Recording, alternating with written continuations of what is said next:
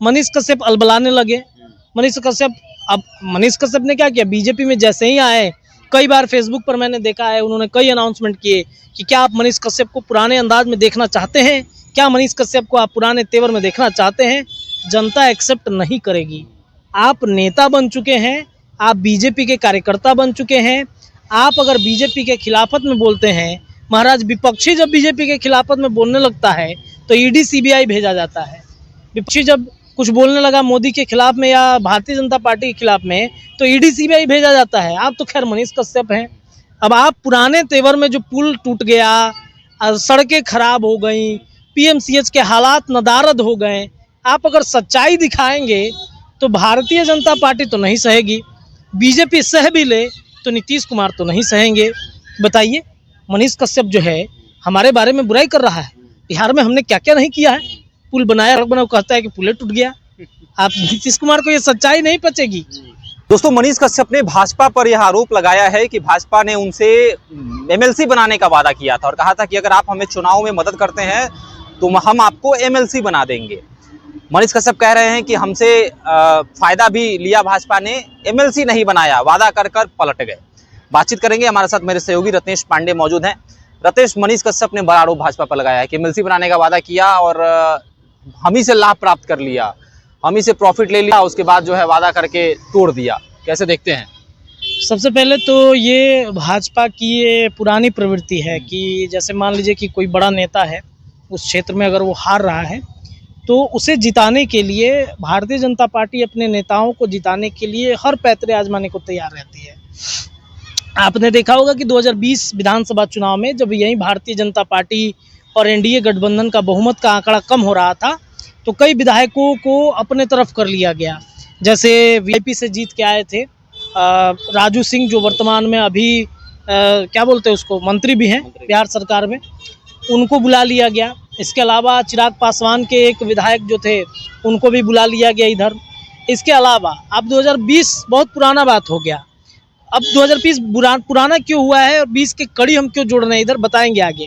हाल में आप देखिए, एक साल पहले 2024 में जब फ्लोर टेस्ट हुआ था तो उसमें क्या था, कई विधायक भारतीय जनता पार्टी के जब भाग रहे थे उधर या फिर जेडीयू के जब भाग रहे थे तो बीजेपी ने अपने तमाम जो सोर्सेज थे लगा दिए उनको रोकने के लिए, और ये सोर्सेज लगा दिया कि उधर से 4-5 विधायकों को कैसे तोड़ लिया जाए, जो तोड़ने में भारतीय जनता पार्टी सफल रही। बीजेपी ये कला बहुत अच्छे से निभाती है, कला में माहिर है कि कैसे विधायकों को तोड़ना है, कौन सा ऐसा झांसा देना है जिससे विधायक जो है वो टूट के अपने मेरे तरफ आ जाए। तो ये बीजेपी ने क्या किया, पैतरा आजमाया, वो पैतरा सफल हुआ और आज एनडीए गठबंधन की सरकार चल रही है। अब देखिए, सरकार बने हुए बिहार में, देश भर में एनडीए गठबंधन की सरकार, और बिहार में बने हुए 1 साल हुए हैं। इसलिए कह रहे हैं 1 साल क्योंकि 24 में नीतीश कुमार फिर वापस इधर आ गए थे। तो उनको झांसा दिया गया था कि आपको मंत्री बनाया जाएगा, आपको बड़े पद पे दिया जाएगा, आपको विधानसभा चुनाव में आपको जो है टिकट दिया जाएगा, आपको भारतीय जनता पार्टी से अगर आप जीत जाते हैं तो मंत्री बनाया जाएगा। ये कमिटमेंट तो पूरा नहीं हुआ, हालांकि अभी 20-25 का विधानसभा चुनाव बाकी है। अगर भारतीय जनता पार्टी या जेडीयू के सिंबल से वो लड़ते हैं, अगर जीत जाते हैं तो उनको मंत्री बनाएगी, ऐसा लग रहा है। अब जीतेगी कि नहीं जीतेगी अलग बात है, लेकिन झांसा तो दिया गया। इधर 8 मंत्री जो थे शपथ लिए, उसमें लगा कि कुछ लोगों को मौका मिलेगा, लेकिन किसको मौका मिला? 2020 वाले राजू सिंह को मौका मिला, जो वीआईपी छोड़कर इधर आए थे भारतीय जनता पार्टी में। तो बीजेपी वेट एंड वॉच करती है, वो देखती है कि कोई कार्यकर्ता हमारे लिए कितना डेडिकेटेड है, कोई कार्यकर्ता हमारे लिए कितना पैशनेट है, काम कर रहा है बीजेपी के अंदर में। अब आप देखिए ना, कई जो आयोग है उसका गठन हुआ है भारतीय जनता पार्टी के अंदर में। इस आयोग में मैंने देखा कि लगभग 10-10, 15-15 साल से जो प्रवक्ता, जो कार्यकर्ता बीजेपी के लिए समर्पित हैं, उनको आयोग का अध्यक्ष बनाया गया, उपाध्यक्ष बनाया जा रहा है।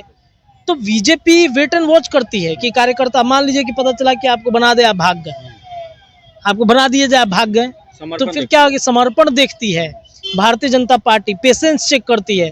अलबलाइएगा तो नहीं होगा। मनीष कश्यप अलबलाने लगे। मनीष कश्यप ने क्या किया, बीजेपी में जैसे ही आए, कई बार फेसबुक पर मैंने देखा है उन्होंने कई अनाउंसमेंट किए कि क्या आप मनीष कश्यप को पुराने अंदाज में देखना चाहते हैं, क्या मनीष कश्यप को आप पुराने तेवर में देखना चाहते हैं। जनता एक्सेप्ट नहीं करेगी। आप नेता बन चुके हैं, आप बीजेपी के कार्यकर्ता बन चुके हैं। आप अगर बीजेपी के खिलाफत में बोलते हैं, महाराज विपक्षी जब बीजेपी के खिलाफत में बोलने लगता है तो ईडी सीबीआई भेजा जाता है। विपक्षी जब कुछ बोलने लगा मोदी के खिलाफ में या भारतीय जनता पार्टी के खिलाफ में तो ईडी सीबीआई भेजा जाता है। आप तो खैर मनीष कश्यप हैं।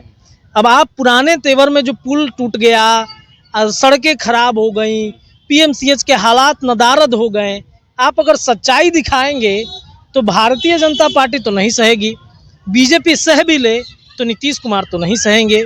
बताइए, मनीष कश्यप जो है हमारे बारे में बुराई कर रहा है। बिहार में हमने क्या क्या नहीं किया है। पुल बनाया, बनाओ कहता है कि पुल टूट गया। आप नीतीश कुमार को ये सच्चाई नहीं पचेगी। नीतीश कुमार को चाहिए कि बड़ाई करते रहिए, आप सर आप पुल बनाए, बहुत अच्छा काम किए, भले वो दरारें क्यों ना पड़ जाए, ये चाहिए। तो मनीष कश्यप पुराने तेवर में अगर आपको रहना है तो या तो आप निर्दलीय ही लड़िए तो ज़्यादा अच्छा है, या तो आप पत्रकारें बनिए, नहीं तो नेता बन जाइए। दोनों में से कोई आप चाहिए कि दो नाव की सवारी हम करें तो एक नाव तो डूबेगा, एक नाव डूबेगा तो आपको भी ले ले डूब जाएगा। तो इसलिए दो नाव की सवारी नहीं करनी चाहिए। आप पत्रकार हैं तो पत्रकार ही बनिए, आप पत्रकार नेता बनना चाहते हैं तो नेता ही बनिए। अब मनीष कश्यप ने ये दावा किया कि बीजेपी ने हमको ये कहा कि हम आपको एमएलसी बना दिया जाएगा, राज्यसभा भेज दिया जाएगा। एमएलसी बना के बीजेपी को कुछ फ़ायदा होता क्या? अगर भारतीय जनता पार्टी को लगता है कि एमएलसी बना देने से आपको कुछ फ़ायदा हो जाता तो शायद। और एमएलसी आप क्यों बनिएगा? एमएलसी का काम क्या है बिहार में? क्या काम है? सिर्फ पैरवी लगाते हैं एमएलसी, इसके अलावा उनका कोई काम नहीं है। सदन में आवाज़ उठाएंगे, लेकिन उस पर कितना काम होता है ये भी अपने आप में देखना बड़ा दिलचस्प होता है। एमएलसी सिर्फ और सिर्फ सरकार को बचाने, सरकार के कई नीतियों के खिलाफत में बोलने, आपके वो तेवर नहीं रहेंगे जो कि आप विधायक बन के तेवर दिखाइएगा या फिर सांसद बन के आप तेवर दिखा सकते हैं। ये तेवर होना चाहिए। तो आप एमएलसी के लिए क्यों इतने बेचैन थे? तभी आप मना कर देते, अब आप क्यों बोल रहे हैं?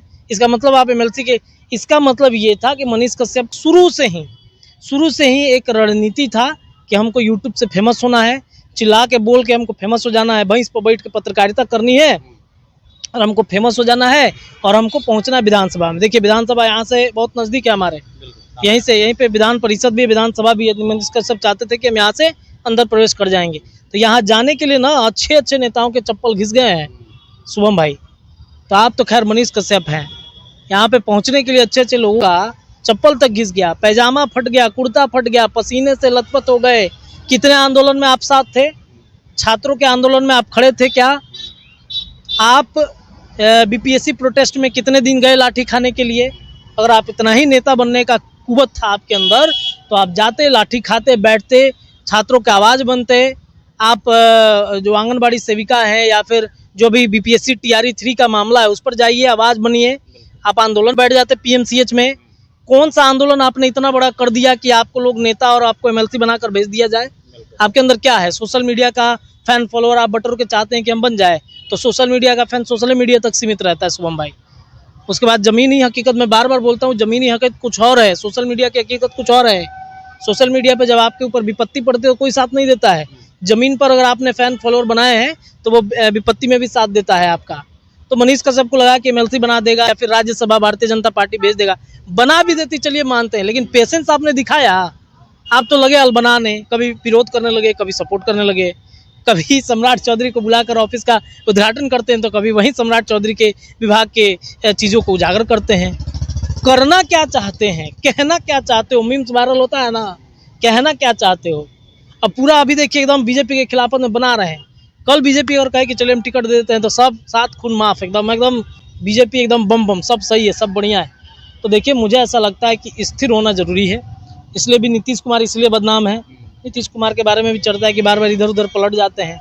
आपके बारे में भी वही होने लगा है कि आप सबसे बड़े क्या कहें, पलटीमार हैं, पलट जाते हैं बार बार। नॉर्थ दिल्ली के उस सीट की भी चर्चा होती है और क्रेडिट लेते हैं मनीष कश्यप की, मनोज तिवारी तो मेरे ही कारण जीते, अगर मैं नहीं पहुंचता तो मनोज तिवारी वो सीट लूज कर जाते, भाजपा वो सीट लूज कर जाती। हाँ भाई, अच्छी बात है। मनोज तिवारी से आप बड़े नेता हैं, मनोज तिवारी से आप बड़े फैन फॉलोअर हैं आपके। मनोज तिवारी जो हैं वो हाल के मतलब नए भारतीय जनता पार्टी के पूर्व के सांसद रहे हैं मनोज तिवारी, तो हो सकता है आपके वजह से जीते हों। वो दूसरा चिराग पासवान आप बनना चाहते हैं, चिराग को भी लगता है कि हमारे वजह से सब कुछ हो रहा है, आपको भी वही लगता होगा, हो सकता है, इसमें कोई दो राय नहीं। इस मामले में हम कुछ नहीं कहेंगे। नॉर्थ दिल्ली में कौन लोग रहते हैं, क्या रहते हैं, ये सबको पता है और वो सोशल मीडिया वाले लोग हैं और इस वजह से शायद हो सकता है कि उनको लगा कि हमने बहुत तीर मार दिया है मनोज तिवारी को जिता कर, या मनोज तिवारी के सीट को लेकर के जो चर्चाएं होती रहती हैं, तो हो सकता है कि ऐसा हो। इस मामले में हम कुछ नहीं बोलेंगे।